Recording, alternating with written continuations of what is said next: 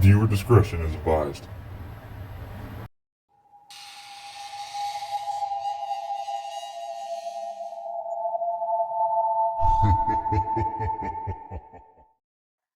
Hey guys and ghouls, welcome back to the GraveJuice podcast. I'm your host Lala, and these are my co-hosts Agapi and Mr. T-Bone. So happy Pookie season. Cut that out. So happy spooky season. It is October 12th, so I am a little late in saying that. I honestly can't believe that we're already so far into the Halloween season. But of course, every day is Halloween for me. But I just get a little more jolly around this time of year, because I can go out in public and people don't look at me like I'm about to eat their children or something. Anyway, so let's just get right on into it. Today we're going to be talking about death photography. So, I'm not sure if death photography still exists today. Like, I'm not sure if it's a common practice. Maybe that's something that we can look into. But today I'm specifically discussing the practice that occurred in Victorian times, like the 1800s, the 19th century. So I just think that this topic is really interesting because I feel like if people still did this today in modern times, um, it would probably be like illegal or something. Like, so I just think it's cool. Well, not like cool, but like I just think it's really like interesting that this used to be like common practice, at least amongst the wealthier of society. So, back in Victorian times, these photographs were often taken to commemorate the memory of your loved one. So as far as I understand, this was more so done with babies and toddlers because unfortunately back in this time it was common for children to die before their fifth birthday. That escalated quickly. But people also had loved ones who were older photographed as well. It's just that a lot of the time, this was their only memory that they would have of their loved one.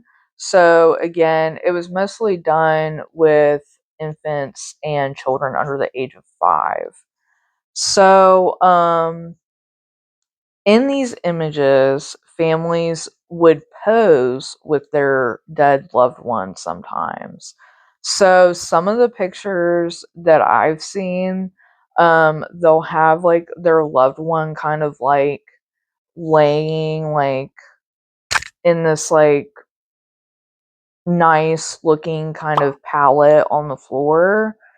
And like they didn't just have them like just laying on the floor. Like they had them like I don't know how to explain it. Like, it was they would make it look nice. Like they would be laying like not on a bed, but like, like on a blanket, maybe have like some pillows around them, like some fine like silk bedding or something around them, and they would be dressed in their finest clothes. And back then women at least didn't really wear much makeup, um unless you were wealthy. And even then they didn't do like heavy makeup. Like if you did heavy makeup, you were thought to be a sex worker or something of the sort, a lady of the night, if you will.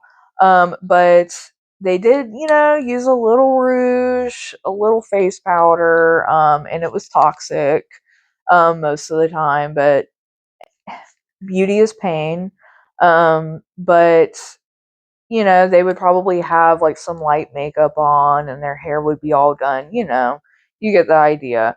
But yes, these people would pose with their loved ones, and I have a million questions because I don't know if they had ways of like preserving them somehow.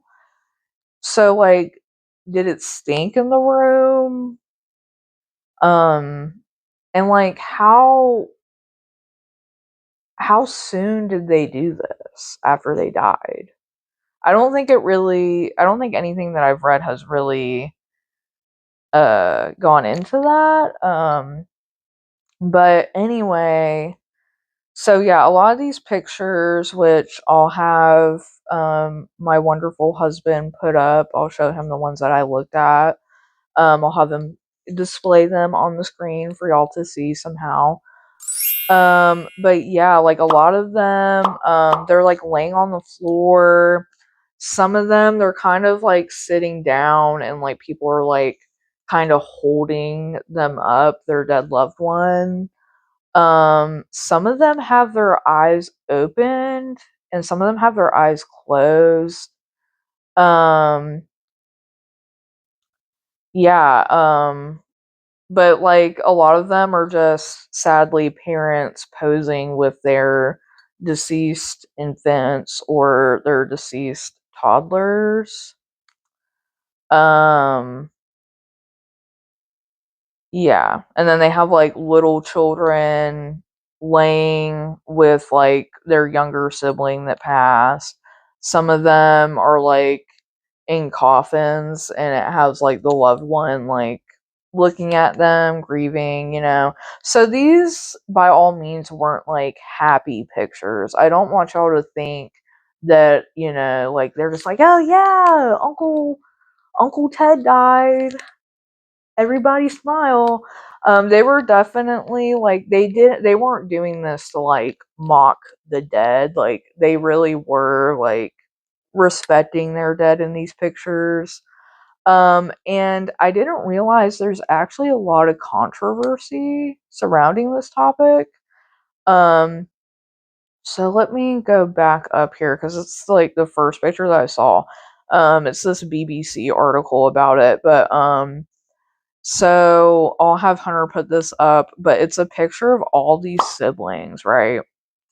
And then on the left, you see what is the caption says it's the youngest child. But she's standing up, she's propped up, right? And she does look a little, less lively than the rest of them. So she's propped up, which I thought was kind of weird, not gonna lie, but hey.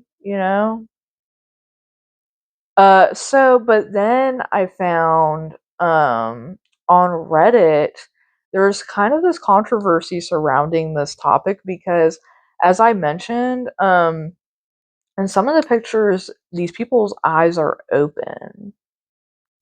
And so apparently there's a lot of rumors that have flown around that people used to sew their eyes open, of the dead. They would sew their eyes open to keep them open for these photographs. And that they would use kind of like a wooden stand to like prop them upright for pictures. And apparently, some people say that this is essentially BS because while there were wooden stands used for photographs, these were typically used for people who were living because sometimes you had to stand for very long periods of time for these portraits. And so living people would use these stands to kind of alleviate some of the stress on their feet. But people argue that the weight of a dead body would be too much for a wooden stand like this to actually keep them upright and support them. So there's a lot of people who don't believe in this. They say that it's not credible information.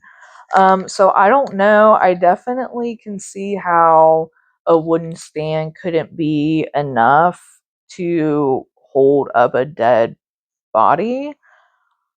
But I'm not an expert, so I don't know.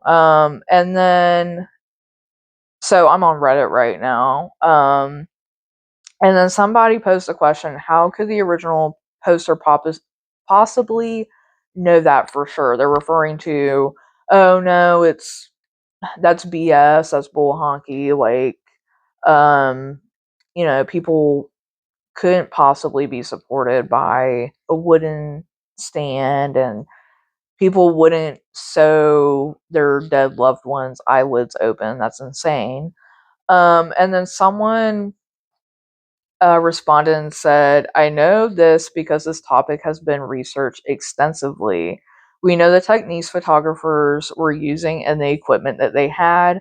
We know their wooden standing aids would never have supported the weight of even a small child, let alone the adults that are in so many falsely labeled post mortem photos. We know it would be impossible, given the state of mortuary science at the time, to disguise a corpse with its with its slack muscles as a living person. We know the traditions of post-mortem photography from the written accounts of the time. Death in the deceased were treated with solemnity. I don't know how you would solemnity and respect. No one would have wanted their deceased child or husband or mother propped up or strung up with wires with their eyes stapled open just for a photograph, and no photographer would have done so. By the mid to late Victorian era, photography was no longer expensive or rare, and most people would have been perfectly able to have their photo taken while they were alive. So the idea that a post-mortem photograph would be the only photo ever taken of a person is a false premise. Post-mortem photography was a solemn remembrance of the deceased, not a circus sideshow.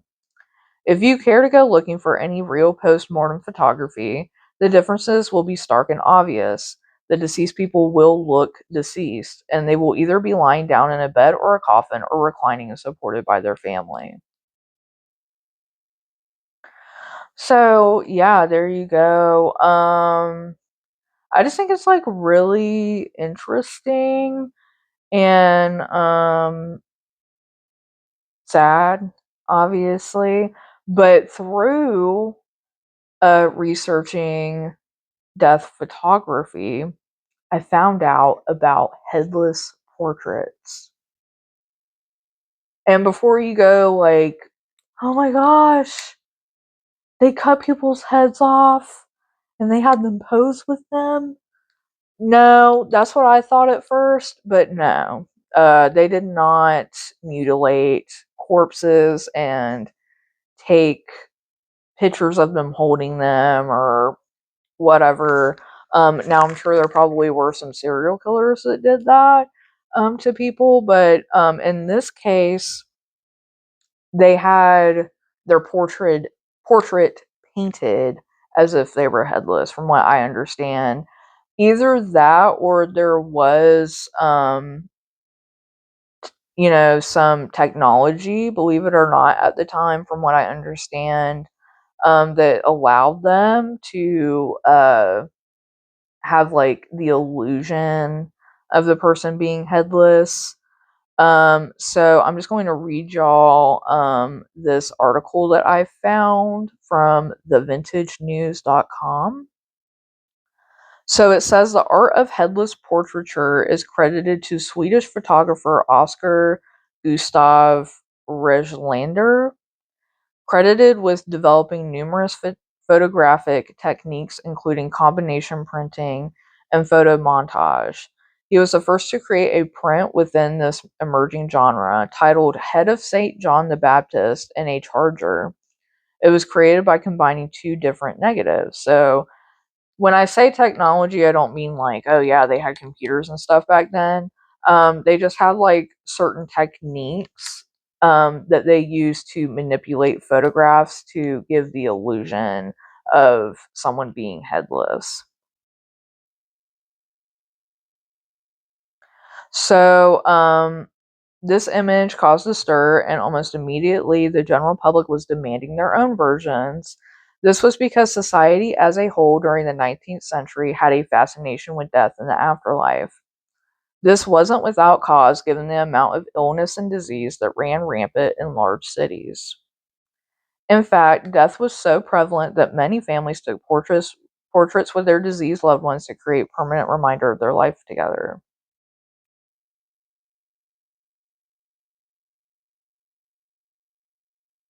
So yeah, basically, a lot of people saw this dude's work and they wanted their own. They thought that it was cool. It fascinated them.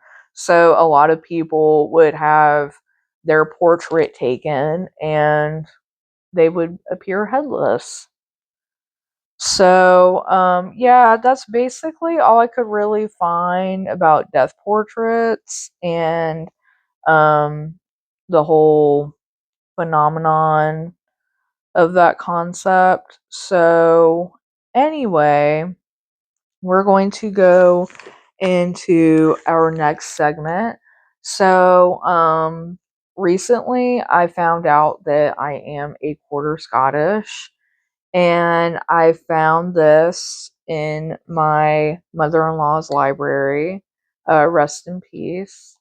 But they're Scottish ghost stories, so I thought that it would be fun and fitting, with it being the Halloween season, that I read one of these ghost stories. So I haven't really delved too deep into this book. I did kind of like skim over it, and I will say that there is, I don't know the proper term for it, but some Scottish slang, I guess, that you would say that I'm not quite familiar with. Excuse me. So forgive me if I mess up on some of the words. Let me go ahead and close this. So the title is Scottish Ghost Stories, and the author is Elliott O'Donnell. So the first story is the Death Boggle. I believe you would say the Death Boggle of the Crossroads, Pit Lottery. Like I said, if anybody from the UK and Scotland is watching this, please forgive me for messing up, okay? I'm only a quarter, mind you. So go easy on me. Okay. Several years ago, bent on revisiting Perthshire, a locality which had great attractions for me as a boy, I answered an advertisement in a popular ladies' weekly. As far as I can recollect, it was somewhat to this effect: comfortable home offered to a gentleman, a bachelor, at moderate terms in an elderly Highland lady's house at Pitlotry. Must be a strict teetotaler and non-smoker. FM box so and so. So I'm not sure what a teetotaler is. Um, I guess it just means like you need to like, you know, mind your P's and Q's basically. The naivete and originality of the advertisement pleased me. The idea of obtaining as a boarder a young man combining such virtues as abstinence from alcohol and tobacco amused me vastly. And then a bachelor too? Did she mean to make love to himself? The sly old thing. Oh, did she mean to make love to him herself? The sly old thing. She took care to insert the epithet elderly in order to avoid suspicion, and there was no doubt about it. She thirsted for matrimony. Being tabooed by all the men who had even as much as caught a passing glimpse of her, this was her last resource. She would entrap some unweary stranger, a man with money, of course, and inveigle him into marrying her. And there rose up before me visions of a tall, angular 40-year-old Scottish spinster with high cheekbones, virulent, sandy hair, and brawny arms, the sort of woman that ought not to have been a woman at all. The sort that sets all my teeth on edge. Yet it was pit lottery, heavenly pit lottery, and there was no one else advertising in that town. That I should suit her in every respect but the matrimonial, I did not doubt. I can pass muster in any company as a teetotaler. I abominate tobacco, leastways it abominates me, which amounts to much about the same thing, and I am, or rather I can be, tolerably amendable, if my surroundings are not positively infernal and there are no county council children within shooting distance. But for once my instincts were all wrong. The advertiser, a Miss Flora MacDonald of Donald Murray House, did not resemble my preconception of her in any respect. She was of medium height and dainty build, a fairy-like creature clad in rustling silks, with wavy white hair, bright blue eyes, straight delicate features, and hands, the shape and slenderness of which at once pronounced her a psychic. She greeted me with all the stately curtsy of the old school. My portmanteau was taken upstairs by a solemn-eyed lad in the McDonald tartan, and the tea bell rang me down to a most appetizing repast of strawberries and cream, scones, and delicious buttered toast. I fell in love with my hostess. It would be sheer sacrilege to designate such a divine creature by the vulgar term of landlady at once. When one's impressions of a place are at first exalted, they are often later on apt to become equally abased. In this case, however, it was otherwise. My appreciation both of Miss Flora MacDonald and of her house daily increased. The food was all that could be desired, and my bedroom, sweet with the perfume of jasmine and roses, presented such a picture of dainty cleanliness as awakened in me feelings of shame that it should be defiled by all my dusty, travel-worn accoutrements. I flattered myself that Miss MacDonald liked me also, that she did not regard me altogether as one of the common herd that was doubtless, in some degree, due to the fact that she was a Jacobite. And in a discussion on the associations of her romantic namesake, Flora MacDonald, with Perthshire, it leaked out that our respective ancestors had commanded battalions in Louis the 13th, I want to say. I'm bad with Roman numerals. Louis the 13th's far-famed Scottish and Irish brigades. That Discovery Bridge gulfs. We were no longer payer and paid. We were friends, friends for life. A lump come into my throat as I pen these words, for it is only a short time since I heard of her death.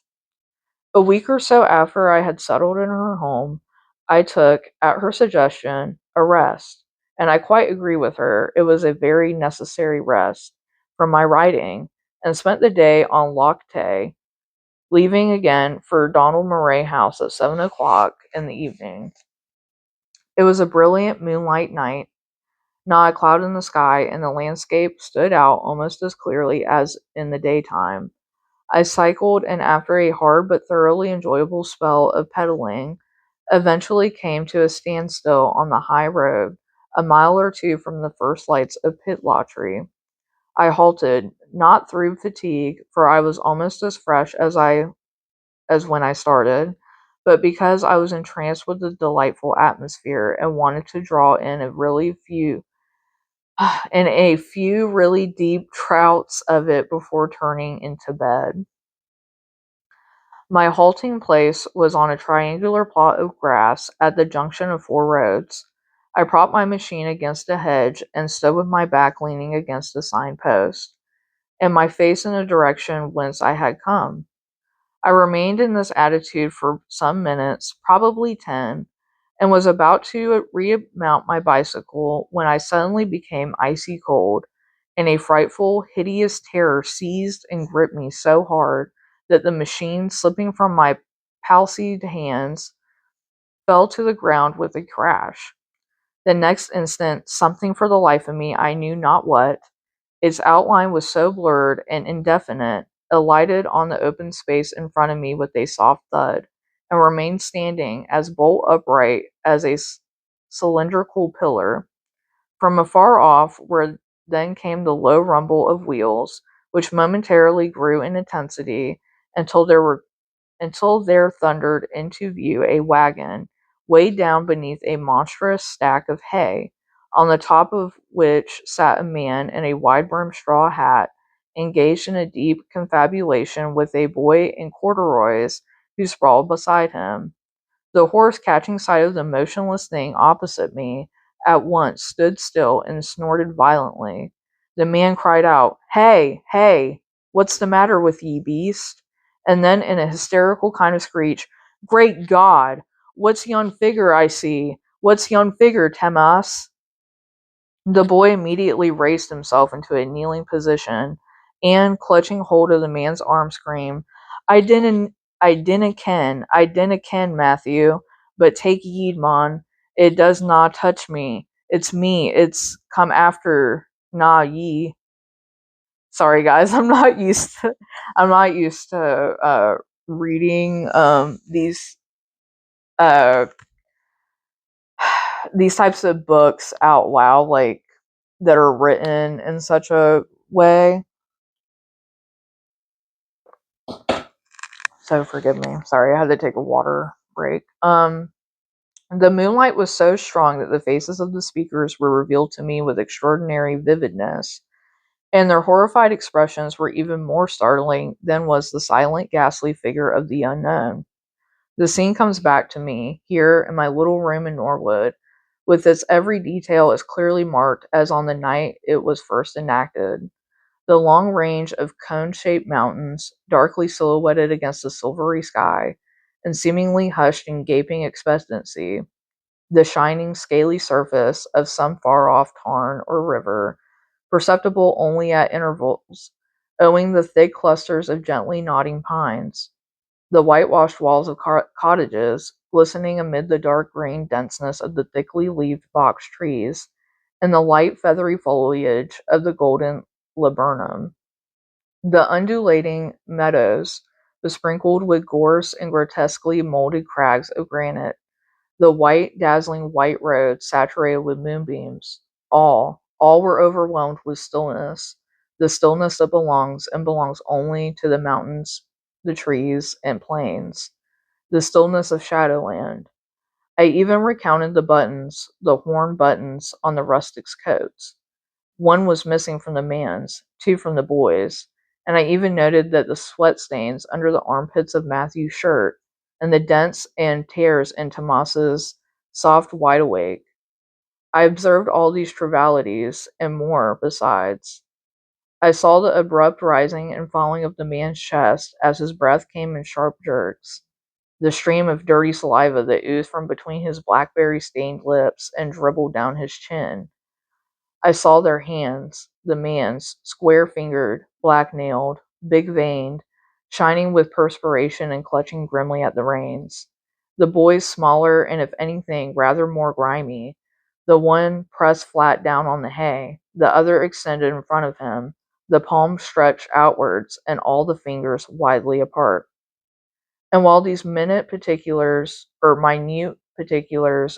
being driven into my soul, the cause of it all, the indefinable, esoteric column, stood silent and motionless over against the hedge, a baleful glow emanating from it. The house. The horse suddenly broke the spell.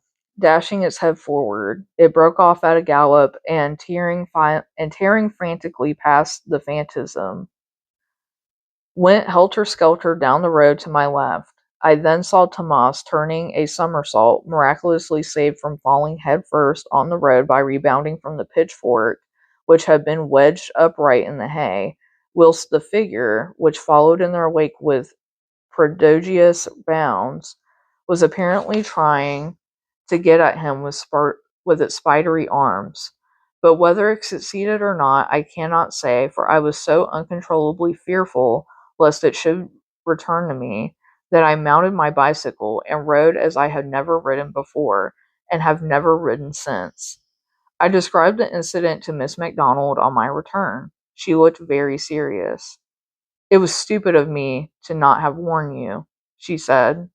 "That particular spot in the road has always, at least ever since I can remember, borne the reputation of being haunted. None of the peasants round here will venture within a mile of it after twilight, so the carters you saw must have been strangers. No one has ever seen the ghost except in the misty form in which it appeared to you. It does not frequent the place every night. It only appears periodically, and its method never varies. It leaps over a wall or hedge, remains stationary till someone approaches, and then pursues them with monstrous springs. The person it touches invariably dies within a year. I well recollect when I was in my teens, on just such a night as this, driving home with my father from Lady Colin Ferner's croquet party at Blair et al. When we got to the spot you name, the horse shed, and before I could realize what had happened, we were racing home at a terrific pace. My father and I sat in front, and the groom, a Highland boy from the valley of Ben Ye Glow, behind. Never having seen my father frightened, his agitation now alarmed me horribly, and the more so as my instinct told me it was caused by something other than the mere bolting of the horse. I was soon enlightened. A gigantic figure, with leaps and bounds, suddenly overtook us, and, thrusting out its long, thin arms, touched my father lightly on the hand, and then with a harsh cry, more like that of some strange animal than that of a human being, disappeared. Neither of us spoke till we reached home. I did not live here then, but in a house on the other side of Pitlochry, when my father, who was still as white as a sheet, took me aside and whispered, "Whatever you do, Flora, don't breathe a word of what has happened to your mother." And I never let her go along that road at night. It was the death boggle. I shall die within 12 months. And he did.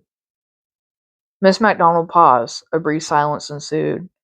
And then she went on with all her customary briskness. "I cannot describe the thing any more than you can, except that it gave me the impression that it had no eyes. But what it was, whether the ghost of a man, woman, or some peculiar beast, I could not, for the life of me, tell. Now, Mr. O'Donnell, have you had enough horrors for one evening, or would you like to hear just one more?"